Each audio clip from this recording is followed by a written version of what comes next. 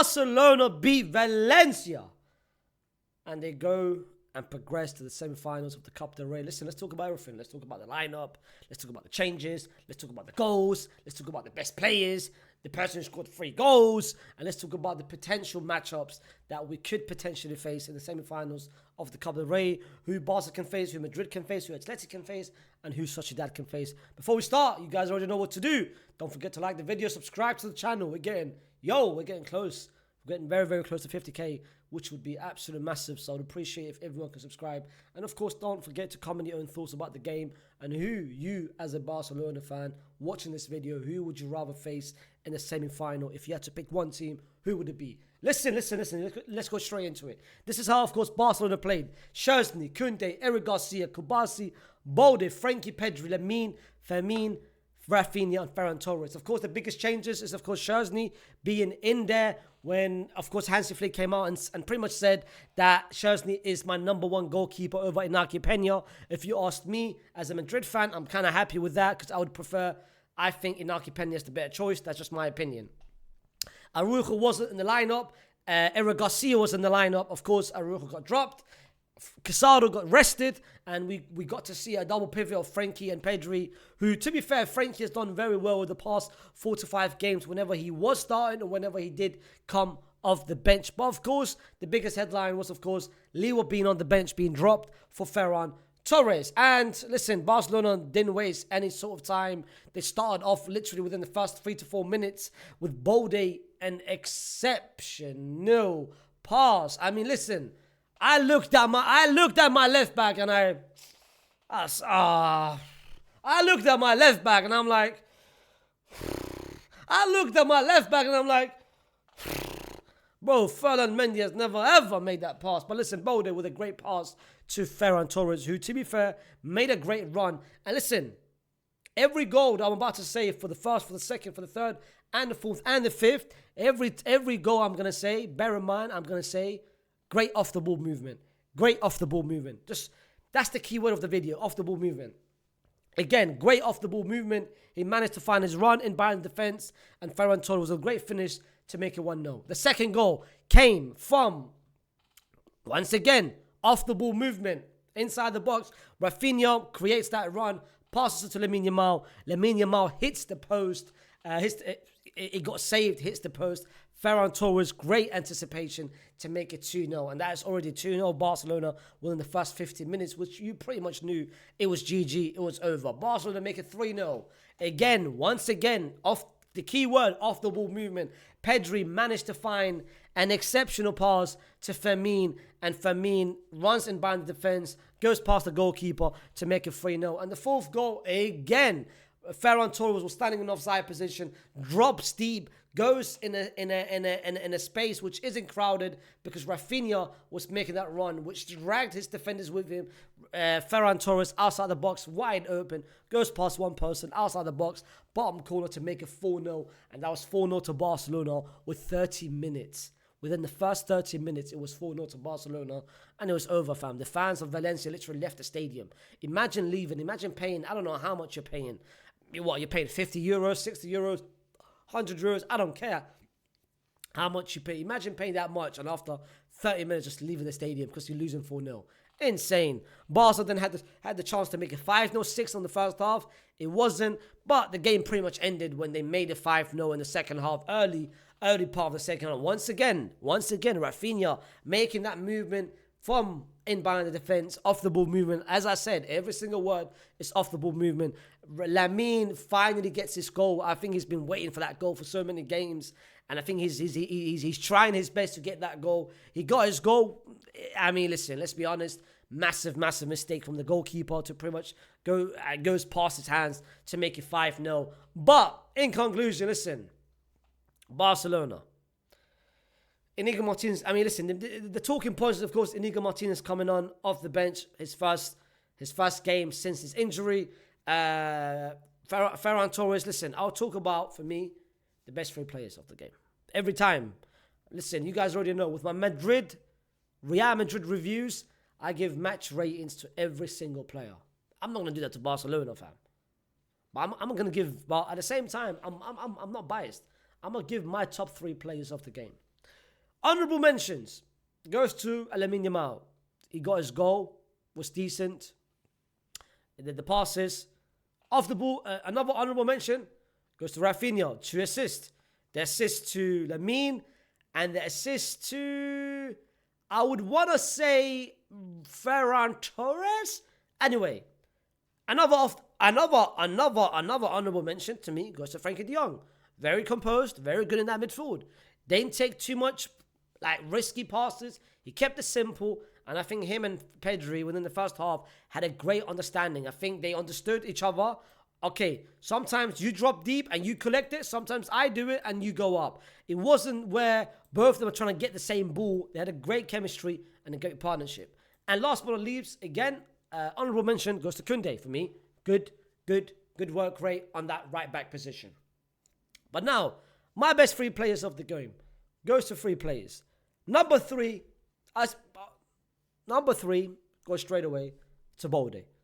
I honestly think Balde's start to 2025, you've got a very good argument for him to be the most informed left back in the world at the moment.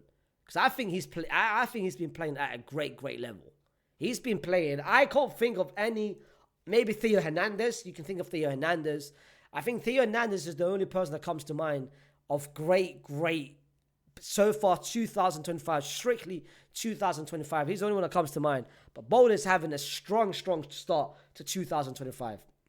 For me, I mean, the pass to Ferran Torres just gives an idea of what he can do with the ball. And of course, even off the ball. Like those 2 times where he recovered when Valencia had that counter attack. He recovered very well in transition. I think Balde is having a great start to 2025. The second, in number 2, in terms of man of the match. Yes, I know he scored a hattie. For me, he was the man of the match. Ferran Torres, I can't lie. With Ferran Torres, he might be telling Liwa, my brother, hold my water, fam. My water bottle, hold it. Hold it, my brother. You had your moment. You had your shine. Beginning of the season, you were scoring hella goals. You were scoring goals for fun. And you were contributing. You were clinical. You were anything. You were very good. Very clinical. However, now it's my time. My brother, put the Poland in the bag. The last couple games, you've been stinking it up. The last couple games, you've been dreadful. Now, let me show you what I can do. And I can't lie. The first goal, it's a great goal, which I wouldn't expect a Liwa to do. The second goal is what Liwa does best, and that is finding his spaces and great anticipation. The third goal, I mean, can Liwa do that now? Can Liwa do that in 2025?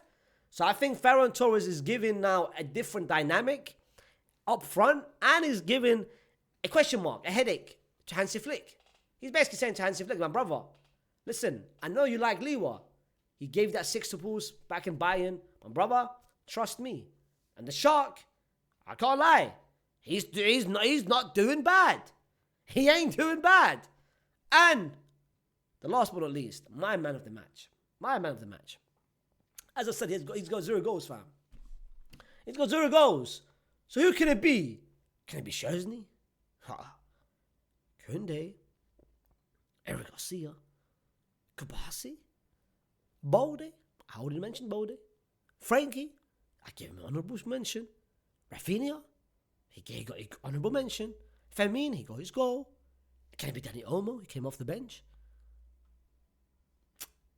It's Pedri. It's Pedri, fam. It's Pedri. Listen, I'm going to be real. Pedri, Wallah al-Azim, yeah, that brother had his fingerprints on every single goal of Barcelona, especially the first 4 goals. The first goal, the pass to Balde, who passed to Ferran.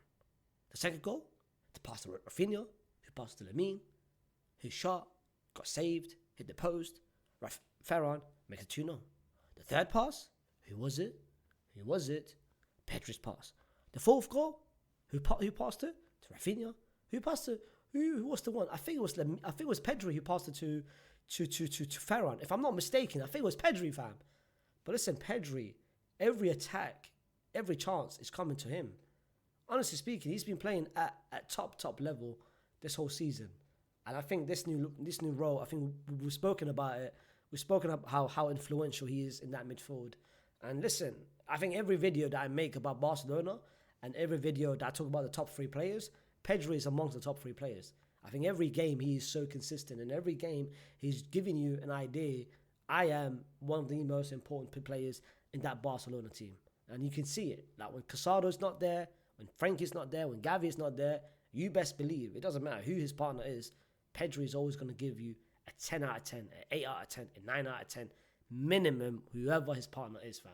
It can be Frankie, it can be Gavi, it can be Fermin, it can be Olmo, it can be Casado, it can be Eric Garcia, it can be Ali Salman, it can be Yaya Toure, it can be Sergio Busquets, it can be Shin Chun Chun, it can be anyone, fam. From China, from South Africa, from Iraq, from anyone, fam. Different countries, different continents, different cultures. Anyone, fam. Play him next to Pedri. That brother's going to give you a 10 out of 10. What a player. Honestly speaking, what a player. But this leads me on to now the biggest question mark, and that is, of course, who the options are for Barcelona for the rest of the Copa del Rey. Of course, with Barcelona winning, that leaves us now with 4 teams. Real Madrid, Atleti, Sociedad, and Barcelona. 4 teams. If you ask me personally speaking, as a Real Madrid fan, who would you rather not face? Who do you not want to face at all? Who are you dreading? Who? If you had to pick one team to face right now, right this second, right this minute, right this hour, right this second, who would it be? I'm telling you right now, I'm going straight in. The one person and the one team that I don't want to face, with the fate on the line, I want Iguodala. I'm like, hey man, listen, don't give me Barcelona, man. Wallah, don't give me Barcelona, man. I'm sick and tired of facing this team, man. I'm sick and tired of facing this team. I'm going to be so real, yeah. As a Real Madrid fan, I'm looking at every team and I'm dreading, fam. I'm dreading Barca. I'm dreading Atleti. I'm dreading Sociedad. My brother, Liganes made me feel 25 years older than what I am. You guys keep making fun of my age. You guys keep saying I'm an unk. I'm not an unk. I'm 19. But I did say to you guys, once I hit 50K, I'm going to do a Q&A. Finally, and I repeat, finally, I'm going to reveal my age. But, hey, I've seen hella accusations of my age. I'm not touching 40, neither am I touching 50, neither am I touching 60, fam. I'm touching 20, my guy. I'm 19. Allah, me and Lamine, we're age mates. I couldn't even keep a straight face. But listen, don't forget to, of course, give me your own perspective down in the comments. Don't forget to like the video. Subscribe to the channel if you're new. And we're back tomorrow with another video of Real Madrid against Atletico Madrid preview on which lineup I want Real Madrid to face. First place against second place. We will see who's going to win. I'll see you soon. Peace.